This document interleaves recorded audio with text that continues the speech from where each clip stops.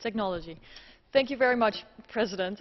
We've heard a lot about rules. I wanted to say a bit about the gist and the context within which we're debating this resolution. The Internet and technologies have changed the lives of people around the world. They are empowered to access information, to freely express themselves, to assemble and to document human rights violations, for example. But also for businesses and entrepreneurs, the opportunities are very exciting.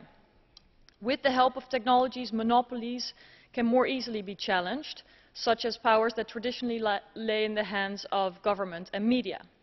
At the same time, we have to be careful that no new monopolies emerge.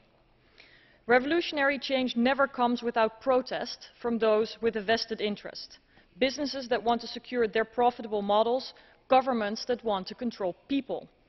Multinational organizations are the new arena for these kinds of battles. Where the International Telecoms Union may have been a technical and somewhat obscure organization dealing with standards, these standards are increasingly used in political fights and the re-territorialization of Internet along nation-states' grip and control, or to tweak these standards to protect business models. Under the guise of fighting spam, speech has been stifled, and in the name of cybersecurity, surveillance online has dramatically increased. Banning voice-over IP services hampers free speech when it's criminalized, such as in Africa, or when it's throttled, such as happened in my country, in the Netherlands, which is why my party pushed for enshrining net neutrality in law. Our resolution addresses some of the most urgent concerns relating to Internet governance. Some argue that this is even a contradiction in terms. But what is certainly true is that the Internet has developed into the fruitful platform it is today without much regulation.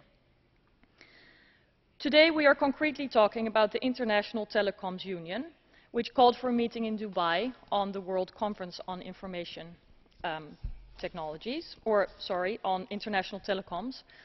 And it makes sense to do some updates in the regulation because this hasn't been done for a very long time.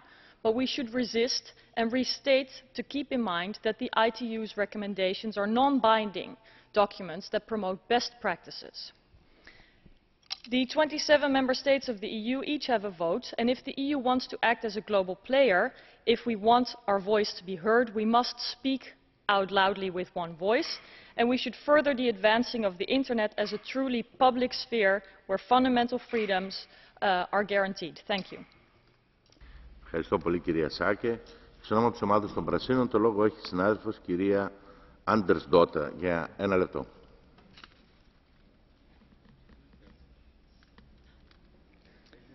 Thank you, Chairman. Colleagues, I'm very happy that the Parliament has taken the time to discuss the issue of the upcoming World Conference on International Telecommunications.